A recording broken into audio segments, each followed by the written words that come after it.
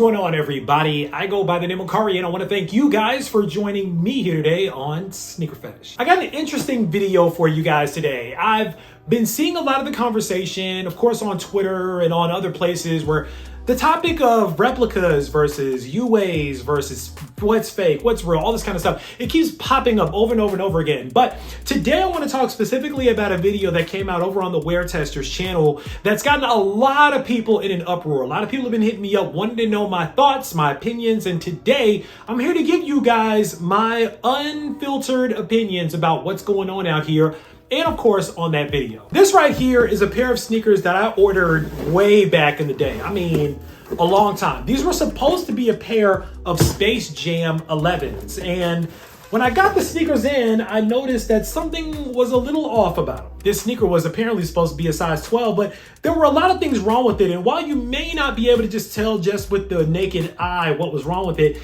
the Jumpman is totally off. You guys can see right there, that Jumpman looks insane. That Jumpman looks anorexic. I don't know what's going on with it, but it's definitely missed a few meals. The label on the box was off, the size sticker was off, the material was off, everything was off about it. But I think the most egregious thing about this pair of sneakers when I got it was that the outsole of the shoe was actually for a Concord Jordan 11, but the upper of the shoe was for a Space Jam Jordan 11. These were pretty bad fakes. Like, these were so bad that I couldn't even do anything but laugh at myself for being the dummy that actually bought them. And I actually never got rid of them for that reason, because I was like, these are so bad.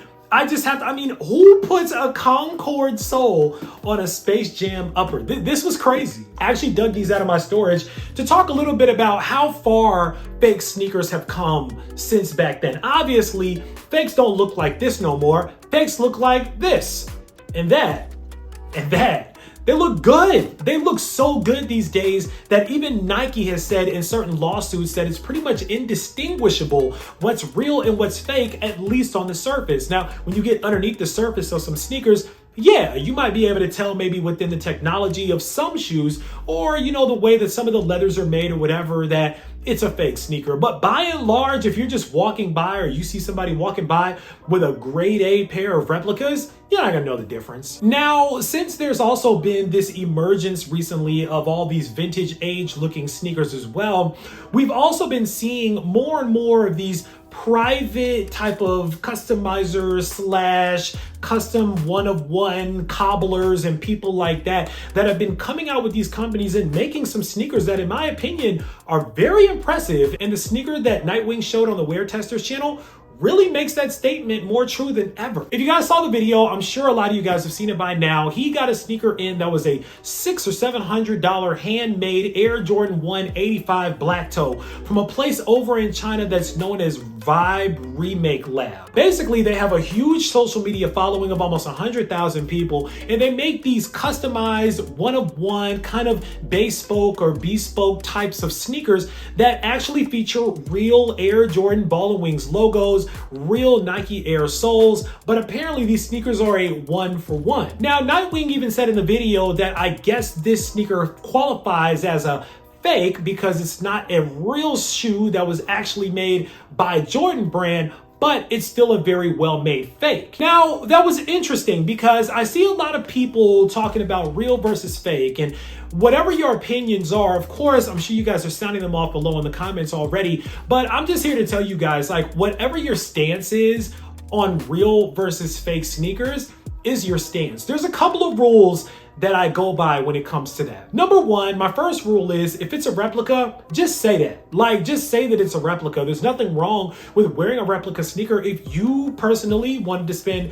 your hard-earned money to buy that sneaker. Now, if you follow me on Twitter, you know that I tend to tell people if you're gonna buy a replica or a counterfeit sneaker, because that's what it is, it's a counterfeit, you might as well pay with counterfeit money. Why would you pay real money for fake sneakers? Jay-Z even said it in a song recently. Y'all spending real money on fake watches. What's the point? But if you choose to spend your money on a replica sneaker, that's on you. Just say that. Just own the fact that it's a replica. The problem here is that a lot of people aren't owning up to it. If you see somebody out and about and they got on this Travis Scott and it's a replica and somebody says, yo, those are super clean, those are Travis's, chances are that person is just gonna say, yep, those are the Travis's, appreciate you. And they're gonna keep on moving. They're not gonna stop and be like, well, yeah, but you know, these are fake.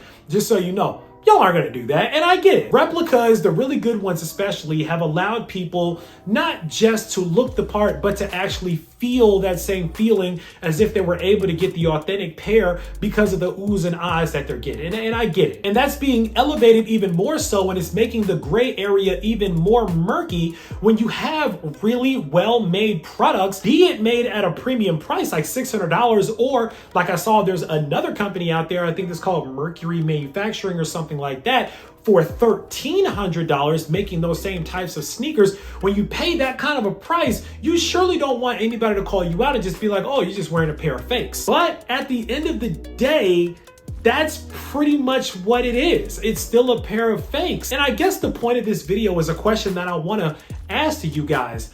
Have we reached the normalization of fake sneakers at this point? Like, is it okay to have a fake as long as the quality is good?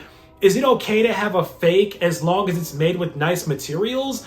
Is it okay to have a replica sneaker as long as the person who made it has a large social media following? Because that's where it starts to get even more difficult, because if a fake is a fake, then it doesn't matter what you paid. It doesn't matter how good the materials are. It's still not an authorized sneaker. Now, let me take that a little deeper. Russ Bengtson, who is a really highly acclaimed OG journalist in sneakers, actually came out with the statement a long time ago that retros themselves are still replicas, theoretically, of the OG, because they're not the OG model of a sneaker. So Nike and Jordan Brand themselves technically are releasing replica versions of OGs.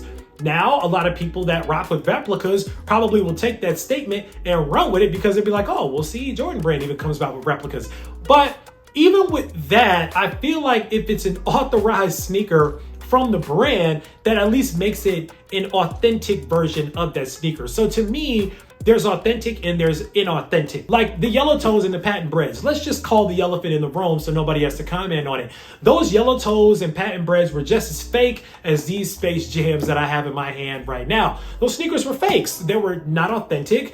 They were not authorized. They were not whatever you want to call it, which, by the way, let me just stick this in here now. There's no such thing as an unauthorized authentic sneaker. Like, I understand that that's a term that softens the fact that it's nothing more than a counterfeit replica sneaker, because saying words like counterfeit and replica have a negative connotation with it. And so a lot of people that are selling replicas use the term unauthorized authentic because it gives the feeling that you're still getting an authentic sneaker that you just happen to get off the back of the production line. That's not how it works. Nike's global supply chain is insane. So they're tracking their sneakers. It's not like they're regular authentic sneakers that just kind of fell off the line that Nike's just not paying attention to. There's real and there's fake.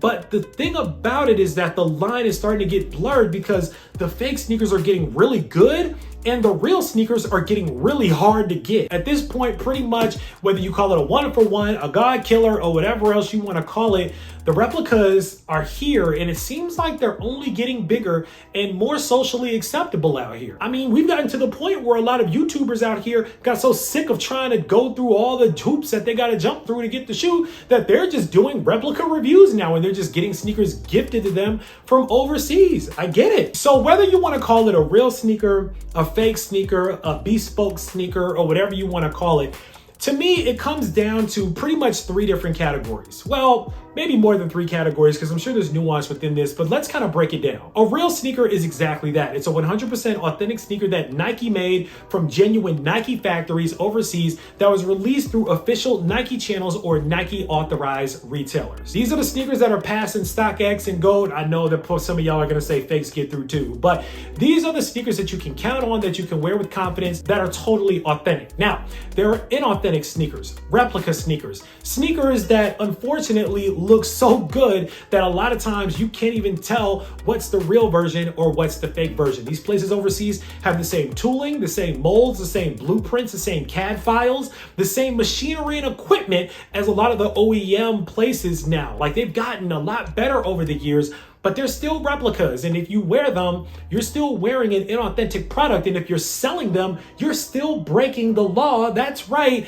It's illegal to sell counterfeit goods. So be careful while y'all are selling them replicas out here. But then you have customs. And I actually got into quite a heated debate on Twitter about customs. If you guys have seen the channel, you've seen some of my posts, you know that one of my homies, Juan Wilson, is a fantastic customizer out here. And he recently just came out with his latest project that was a take on the Heritage Jordan 1, where he took authentic Heritage Air Jordan 1s and he converted them and customized them to make them look like Chicago Air Jordan 1s. They were a fly sneaker. I got a pair. But people have ways that they felt about it because they said that he's selling fake Chicagos. If you want my opinion, I don't think that that's what that was. The only way that it would have made it a Chicago was if Juan literally said, hey y'all, I got Chicago Air Jordan 1s for sale, knowing that he just painted and customized a Heritage Air Jordan 1. But if he advertised them as a customized Heritage one that paid homage to the Chicago colorway, I don't see how that's a fake at all. Debate me in the comments if you want to, but I'm gonna ride with that one. That wasn't a fake sneaker. But then you have the bespoke pairs. You have the pairs that are these one-of-one made up versions of sneakers that look like other sneakers. Guys, those are fakes. And even though they look good, it's a $600 fake or a $1,300 fake, but it's still a fake sneaker. But that doesn't technically mean that it's a bad sneaker. I think a sneaker can be a good fake. I think there's a lot of great fakes out there. And I think that the term fake, again, has this negative connotation to it that makes us automatically demonize anybody that has a sneaker. Guys, at the end of the day, if it's good materials on a good base, it's a good shoe. Now, the legality behind it, well, that's for Nike to decide. But there's a lot of great sneakers out there that have great materials on them. And if you want to be a part of it, by all means, be a part of it. Just know that you might have to get your pairs quick because Nike may come cracking down on places like that, which personally, I'm surprised how that Vibe Remake Lab place hasn't gotten sued by Nike yet for literally using the Air Jordan logos and the Nike Air logos on their products. The only place that they don't use it is on the insoles of the shoe, but still, you're using the Air Jordan logos, so I wouldn't be surprised if I see a lawsuit coming from that sometime soon. I guess overall, my point for today is wear what you like. If it's real, rock your real, rock your authentic. If you paid resale, hey, pay your resale because you wanted your authentic pairs. If you're rocking replicas, rock your replicas. I'm not gonna judge you for that. If you're rocking the highly one-of-one cobbled pairs, rock those. But just know that there is a clear line, and the only people that are muddying the waters of this thing are us. All right, guys, that's pretty much all that I got about this. Now it's time for you guys to sound out down in the comments. Let me know what you guys think about this whole fake, real, UA, whatever conversation. Where's your take on it? Do you guys feel like customized sneakers are fake sneakers? Do you guys think that those really nice handmade sneakers are still authentic, or are they fakes? Or I don't know, like, what do you guys think? Sound it down below. Let me know. Of course, right down in the comments, make sure that you click on that subscribe button so we can welcome you into the Sneaker Fetish family to make sure you don't miss out on any more heat or any more dialogue that comes through, because I guarantee you, I got a lot more on the way. As always, I want to thank you guys for joining me here today on Sneaker Fetish, taking a look at these with me, these crazy fakes. I go by the name of Kari, and until next time, I'm out.